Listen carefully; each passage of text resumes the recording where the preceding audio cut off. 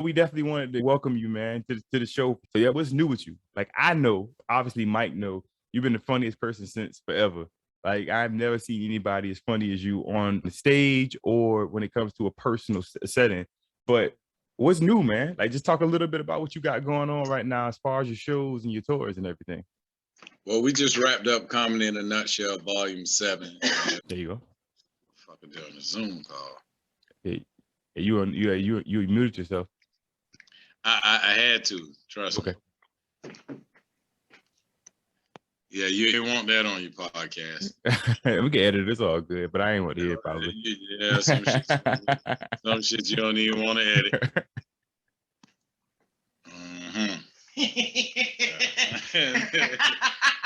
This is my partner, comedian. DC, man. What's up, brother? What's up? You black as a motherfucker. I can't even. I barely can see you, man. I see you. He is blue black. But like I said, we just wrapped up Comedy in a Nutshell, Volume 7 for my birthday. And really, what it is, I used to do shows like annually, but my following was urging me like you need to do it more than that or whatever. And I started changing the names. I've done like, maybe I promoted like probably 15 shows myself in Savannah, but I changed the name to like Laugh Out Loud, Libra Bash.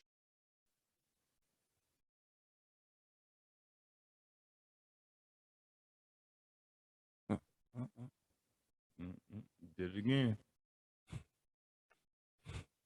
Hey, Buddy Black is a motherfucker. He closed his eyes and his mouth. He can hide from anybody. But I ain't seen that motherfucker. All I saw was the shadow, and I saw his eyes. I was like, oh shit, that's Buddy right there.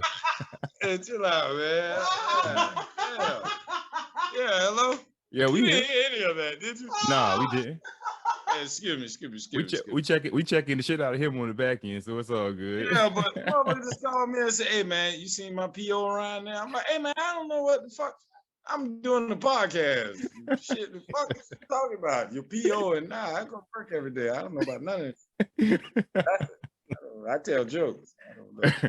So you different strokes for different folks. I like the concept, and hopefully one day we can get more in depth. But I got 2 shows in December booked for the trolley, telling jokes on the trolley at 6. Can you say?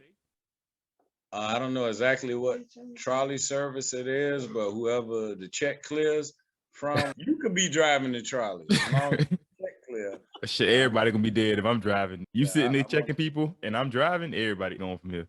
But it's weird because I try not to do that with comedy. It's like, you know, that's the last resort of people heckling or just. But you know, I do honestly work on my material. I've been inspired by great comedians before me, the Flip Wilsons, the Richard Pryors, the Red Fox, the Eddie Murphy. You know, it's just. Well, coming from where we come from, man, from the east side, you off of 40. If I'm off of Solid, knowing you went to Savannah High, knowing the people that you've been around, like other than those influences that you just named, where do you get the source of your content? Like, do you think you were just born a funny joker? Or just see, was it like an auntie or something like that? I say what I'm thinking, and honestly, what the average person is thinking and not willing to say. And it's like, you know, am I the only one thinking like this? What? You know, it's just weird. But comedy to me comes natural, and it's a way of relief. It's like, you know, some people drink, some people smoke. Bungee dive or whatever, you know what I mean? My adrenaline and comedy is just like, it's something about getting on that stage that's, you know, it's beyond real. And it's like, you know, you got a blank canvas and you're able to paint whatever picture you want every night. Definitely an artist. I'm sorry, go ahead, Mike. No, I was just saying, definitely an artist. I did have a quick question. So Bo showed me the stand-up, I think it was Jacksonville, or Buddy was heckling. And was that Jacksonville? Oh, I saw that video. It was like somebody heckling, and you gave him the mic and all, and he was saying some stuff. That was actually in Savannah, but that was a birthday party I was booked for, and it was just weird because the dude just kept coming at me. So I was like, okay, let me see it from his point of view. Yeah. Okay, well that's what you want. You want a mic? I'm gonna give you a mic. Now let's see what you do with it. So, you know, that's sometimes you got to shut people up. Like a lot of people don't respect what comedians do. Like you'll never hear somebody tell a brain surgeon, like, oh yeah, man, I just you know, worked on an aneurysm and just removed the blood clot or whatever. You know, I was thinking about that the other day. I think I might try that next week, Tuesday. But if you tell somebody, hey man, I just rocked the crowd at the Civic Center, you know, I always wanted to do comedy. You know, I think, you know what? I like your little comedy. I think I'm gonna try that. It's not that easy. You know what I mean? So you got to put people in position to. He could have got up there and been the next Lenny Bruce. I don't know, but you're not gonna be a better comedian than me when it's time for me to get paid to be a comedian. So, well, I saw you do that. I'll be 100% honest with you. I saw you do that. I saw you do that. Well, I saw you do that at Frozen Paradise. I saw you with Carlos Milner. I saw reach out to you in the crowd. I saw y'all boys embrace in the middle, and I saw an exchange. I opened up for Carlos Miller. I met DC Youngfly. I bumped into Chico Bean at the Civic Center, but that what they're doing with the 85 South show, that's legendary. That's right. But do you remember what I'm referring to? Do you remember when we used to come to your comedy nights every every Monday night at Inferno Lounge? And they had long time ago, long time ago. Back it was like 2014 maybe.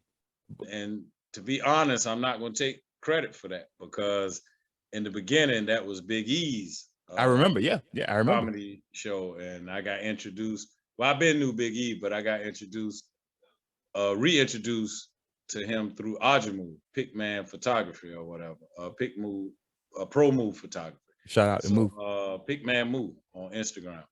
But and it was more like a challenge, and he put me on the spot that night. And then after that, we continued to do shows, and I ended up getting my own night, and we switched from Monday to Wednesdays. But that's when Comedy in a Nutshell started. I love it, man. I love it. So what keeps you going though? I got the behind the scenes, you know, I'm lucky. You know, I remember when you told Twan that his watch was made out of what he said. He told me his watch is made out of recycled plastic and something crazy. Like I think it was though. Like some type of titanium alloy. It was nothing. It was. I don't think that material was on the periodic table. I don't even know where he found that watch. But is that just you? Whatever pops to mind, and it's just I don't know. It's just I can't explain it. But as far as comedy, I mean, it was several avenues to take. And to be honest, anything with a microphone I could do. But comedy gave me the most longevity because I got my break doing comedy at a later age. I started doing music and all that. It's versatile, right? Yeah. You thought I didn't remember that? I mean, I got branded that name in Atlanta. Doing comedy, short films, and music and everything. It's like, you know, you pretty versatile. So that's what they started calling me, and that derived in the Young Verse. But now it's Comedian Peanut. I'm going back to my government name, and I don't know about my government because I owe Sally Mae Foundation something about some scholarship money. But yeah, she ain't gonna never get it. But what made you go to Arizona? Let me interview you. What made you go to Arizona? Hey, bring it on, man. You know what? You know me. I like to smoke my weed. You know, I have to smoke, and in Savannah you can't do it legally. That's one thing my mom. You can do it now. You can do it. You can do it, but you can't do it legally. So you know, I'm about to do it.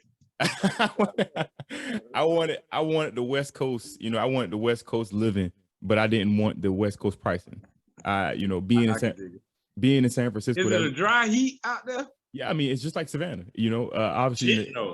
Arizona and Savannah is nowhere close. Oh, trust me, it is. It's we honor Martin Luther King Day here. It's different. We be on Bull Street. We be all Popeyes be flooded. You got to. It's the real wild west here, man. But it's West Coast. You know, get in the car. You know, driving 4 hours, you in Vegas. You drive 6 hours, you in LA. But you know, you on the West. Have you been to a Cardinals game? Yeah. I went last week. Is Kyler Murray really that fast? Man, he that dude, but he didn't play last week. He fast as hell though. He run like the police athlete. Yeah, I went to go see Cam. I went to go see Cam. You know, Cam from my hometown. So I really went to go see Cam Newton last week. But you know, the best stadium, one of the best stadiums I've been in, man. Arizona legit, man. but the area that I'm in, Scottsdale, it's a party city. Scottsdale, Arizona. That's honestly, I hear that's where they hide the witness protection people at, like from The Sopranos. Man, it's some stuff about here. You talking about sound about right? It's Let me ask you a question. You say you saw Cam. yeah. What did you think about his rant in the end zone? Did it sound pubescent? Yeah, he should. Yeah, I think he lost his voice or something like that. He definitely lost his voice. I don't know. He would have been better off just doing the Superman. Yeah, he just sound like a single baby mama yelling in the end zone. What you think about that though, man? I know you a sportsman, so I'm gonna ask you. I see a lot of people asking like, is that more box office or box score? You think that was more so they know they fucked them on the front end, so they wanted to look out for him on his way out, or what you think about that? I mean, I don't know what the extent of your podcast is, but I have a personal opinion. Oh, for sure, it's different for different folks. I feel you, but I think Cam took a dive in that Super Bowl for Peyton Manning to ride off in the sunset, and it's been haunting him since. He lost the locker room, he lost the respect of his team. Ron Rivera left and went to Washington. When Cam was fighting for a comeback, Ron Rivera didn't even fight for him to be a. Cam Newton is better than Taylor Heineke on a bad day, but you didn't even want the man that kept your job for 6-7 years, took you to a Super Bowl, and made you a Pro Bowl coach and all that, MVP of the league. You didn't give him a chance or whatever. Now the irony is he's back in Carolina and he's facing his old coach this Sunday. Yep. That's headlines, that's box office. And Cam won because you got 8 games left and you still got to pay him $10 million. Yes, sir. That's crazy. And it's an audition. If they make the playoffs and they're still in position to win the division, and I hope they do. If they win the division and Cam is the starting quarterback, you have to give him a deal next year. You can't tell me it's 25 better. 7 to 8 teams got a lock at quarterback. Patrick Mahomes going nowhere. So-and-so going nowhere. Russell, you know what I mean, up in the air, but blase. You know, you got your like Joe Burrow, but you can't tell me it's 25 quarterbacks in the league better than Cam Newton. Right, I agree. So why isn't he starting? What is it? Was it the COVID? Was it? I mean, you know, is it politics? Is it him being outspoken? Is it the hairdo? I really don't know what's going on. I think it's all of the above. Yeah, I think it's a multitude of things, all of that, but also Mac Jones came in and was balling out. He won the job. Yeah, he won it. That's not what I'm talking about. But you could have kept Cam as a backup. Yeah. If he was willing to play ball. But no former MVP wants to succumb to a rookie and be a backup. So you had to get him out of there for chemistry. But you mean to tell me no other team will pick him up? Baker Mayfield playing like a battered wife right now. You mean to tell me Cam Newton couldn't be a backup in Cleveland and keep them afloat? Yep. He should have been in New Orleans. Who the hell is Mason Rudolph? Somebody they call that somebody got Cam Newton could be in Pittsburgh, keeping them valuable. It's politics. People don't get that, man. People don't get that. See, you got a funny personality, you know what I'm saying? Everybody expect you to come and be the funny guy. Ha, you know, like Eddie Murphy said, you know, ha, funny guy, funny man. Everybody expect you to do that. But we can sit here and ask you some intellectual questions. You can answer them like it's nothing, man. So yeah. Oh, I know. Trust me, I know exactly who you are, but I want the people to know who you are. So I want to. And I appreciate it. I'm gonna ask a quick question though, man. How much thought process goes into your material? Like, you know what I'm saying? Like, how often do you switch up? You use it like Bernie Mac. I see a lot of people, you know, reposting the milk and cookie shit. You know, everybody they talk about milk and cookies, and how Bernie used it. How often do you reuse your shit? Or you know, it's really called a set. And I mean, I write all of my jokes. All of my jokes are original. I write them. A lot of them come from real life experience. A lot of times I have to make up stuff on the fly, but you know, you be expecting one thing, you get to a show and you realize you sold like 60 tickets. You know who you sold tickets to. You sold 60 tickets, but it's only actually 25 people pulling up and the rest just support you. But at the same time, when you get to the venue and you thinking it's gonna be a crowd of, you know, your age group, 38 to 45, and then you get there, you got 60-year-olds, you got, you know, you have to adjust. So a lot of times I get my material from in the room. I walk through the audience, I meet people, I take pictures, I speak, you know, I'm out front, everything, especially if I'm promoting, you know, I want to make sure somebody at the door, somebody got to get that money. If it ain't at the door, yeah, I know she cute and all, but fit ain't at the door, you know, you got to. So you freestyle? Yeah, essentially. Sometimes, but you always have. I've done so many shows to where I have material, and you know, a lot of times I may write for a show and don't get to do all the material. And how do you manage that? You know what I'm saying? Is something you save for, like, if you in the same city for 2 nights, and you know what I'm saying, or do you recycle that for? I never save material. My motto is they'll run out of money if I run out of funny. But at the same time, it's just You need to market that shit. I'm sorry, you got to market that shit. Well, I mean, you know, I need help with management and all that. You know, it's well, you got. grind. I know somebody who's pretty close to you that's pretty smart that could probably help you with that. Yeah, I tried that, but you know, he got so much going on, and I respect it. You know? But I approached Brand 4 days ago about it because he's the same way, but he told me to think about it and let me know. And it's not so much to just, you know, I know the game, but it's hard being the show and the business. Hold on, I'm gonna harp on that just 1 second. I want to get a little segue to what you just said, because you know, obviously I reached out to you, and you reached out to me before, and you know, I think we had a mutual agreement or interest for both of us to, you know, be on the same platform together. I love what you're doing. Yeah, thank you, brother. Thank you. But I asked one of our associates that, you know, that we both know, and I'll tell you who it was when we get off this call. But he said to me, yeah, I think about it. I'll let you know. And I said, oh man, when the motherfucker tell you, I mean, I didn't choose to be, but that's what they called it. So that's what when somebody come at you, when you, as a businessman, somebody you book shows and, you know, different events and bookings and things of that nature, and you deal with real professional people, you know what I'm saying? You got professional time. So how do you feel when somebody come at you like that? When you know when somebody's, you know, not getting over on you, but giving you that you know, that Rudy Poo, like, do you waste your time with it, or do you pursue it just to see if you can, you know, maybe get in contact with their audience so you could try to get a bigger audience? Like, how do you go about that? What's your thought process when you know people bullshit? I mean, in order for you to worry about that, you got to give it thought and effort.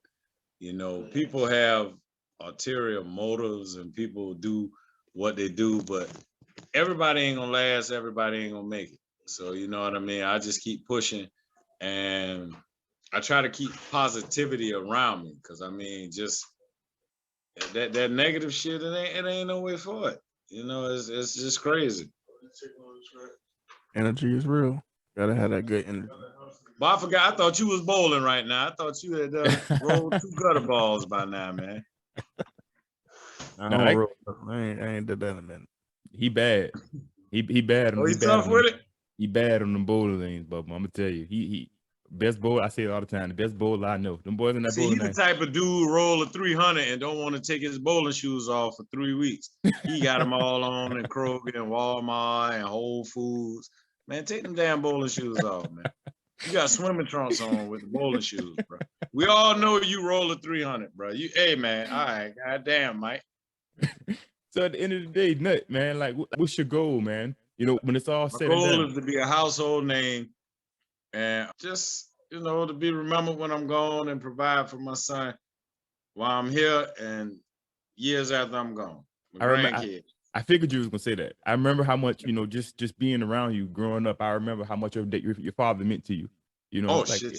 Yeah. So yeah. But I got ass whippers for shit I ain't even did, for shit I thought about doing. That I knew somebody else did and didn't stop them. I'm like, nigga, I ain't no hero. I live in the ghetto just like you. Don't you take your ass to work and mind your business. I go to school and mind my business. Man, shit to do with that. When the last time you went around there? What you think about what's going on? You know, back in where you come from. Gentrification, and you know, it's nice around there, and they should have been cleaning that shit up. You know. It's weird though, because I don't know. I think the whole crack era gone. Because I don't know too many crackheads. They on other shit now, prescription shit, and the Molly, the Xanax, the fentanyl, the heroin. Ain't too many crackheads. You can't get a flat screen at 2 a.m. for $30 no more. You can't. Trust me, I tried. You can't. It's impossible. So when's the next show, man? I'll be home in December the 11th. Okay. And then I got one December 24th. Both of those in Savannah. Yeah, all three of them in Savannah. Okay, give me December the 11th at 6 o'clock and December the 11th at 9 o'clock. Are you at different venues or is this the same? I'll be on the trolley. I got 2 30-minute segments. We picking up the people. I'm telling jokes. We dropping them all to get something to eat and something to drink, picking them back up. And then I'm telling jokes back to the stop. Then we got an intermission and we do it again. So I want all of us, of the three of us and everybody else listening to wrap their minds about that. So you telling me you got a funny comedian in a city on a trolley where drinks you can take outside.